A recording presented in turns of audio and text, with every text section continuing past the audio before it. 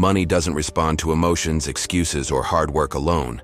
Money responds to flow. If you try to hold it, it slips through your fingers. If you release it with purpose, it multiplies and returns. Those who fear losing money always stay broke, while those who learn how to let it flow with intelligence create wealth that lasts generations. You see, most people treat money like a prisoner. They lock it in a bank account, never letting it move, and then they wonder why it doesn't grow. Millionaires know the opposite. Money is a current, a river. And if you don't learn how to flow as money flows, your life will always feel like a struggle. If you want to stop being part of the 99% and finally build wealth, subscribe now. This channel is your wake-up call. Now let me take you on a journey. I've been Franklin, running businesses for 8 years, managing hundreds of employees, consulting clients for over 15 years. I've seen how money behaves in different hands. Some people repel it, others attract it. What makes the difference isn't luck, it's understanding flow. I had a friend in Mexico, Javier. Brilliant guy, hard worker, started a small construction company. But Javier had this fear. He never wanted to spend. Every time he made profits, he buried them in the bank. No reinvestment, no risk, no flow. Guess what? His company stagnated. Competitors who invested in new machines, marketing, and training overtook him in less than 3 years. He thought he was saving, but in reality, he was blocking the current of money. Contrast that with a story I heard in Canada. A young woman named Sarah opened a small bakery with just $5,000. Instead of hoarding every dollar, she reinvested. Better ovens, Instagram ads, delivery systems. Within 5 years, she owned 3 bakeries. The same principle. One feared losing money, the other let money flow with purpose. Let's talk psychology for a moment. In France, they call money l'argent liquide, liquid money.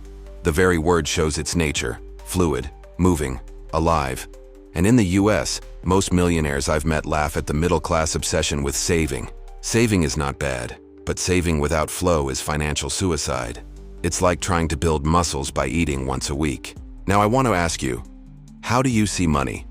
Do you see it as a river or a prison? Tell me in the comments. And let me know. Where are you watching this from? USA, Mexico, France, Canada, or somewhere else? I'm curious to see how money is perceived across cultures.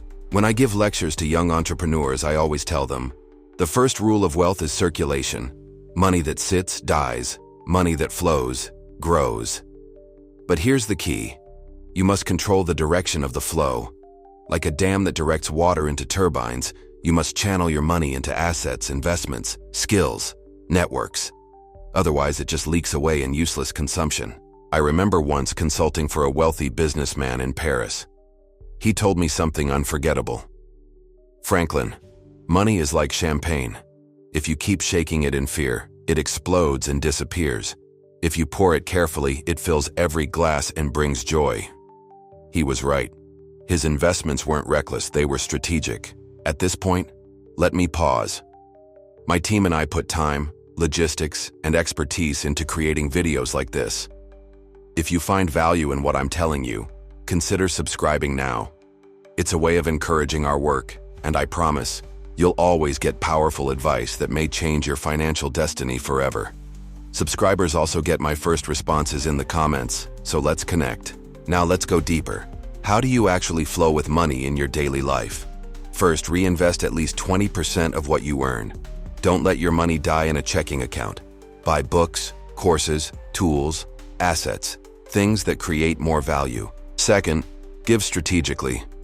In Mexico, I knew a millionaire who gave away 10% of his profits every year, not blindly, but to his community, employees' families, and scholarships. That generosity created loyalty and opportunities he could never have bought. His business doubled in 5 years. Flow attracts flow. Third, diversify. A river with many branches never dries up. In the US, most millionaires have at least 7 income streams. Stocks, real estate, businesses, royalties, partnerships. Don't depend on one salary or one client. Fourth, stop fearing loss. I know people in France who say, "Je préfère ne rien faire que de perdre." I'd rather do nothing than risk losing. But doing nothing is the surest way to lose. Inflation eats savings.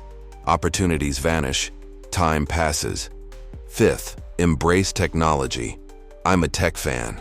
I read ebooks, use AI tools, follow digital trends. The world is moving fast and money flows toward innovation. If you ignore tech, you're ignoring the biggest river of wealth in history. Now a little humor.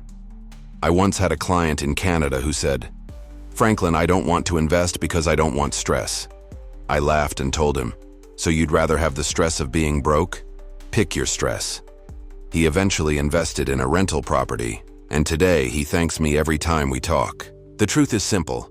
Flow with money, and it flows with you. Block money, and it blocks your life. So let me ask you again, how are you blocking money today? Are you hoarding it? Are you spending it recklessly with no direction? Or are you channeling it, flowing with it, multiplying it? Share your thoughts below. I love reading your perspectives. Before I wrap up, here's a story from the US. A friend of mine started broke. He worked at a gas station, but instead of wasting his tips on junk, he flowed them into learning, stock trading, marketing courses, networking events. 10 years later, he owns a chain of gas stations.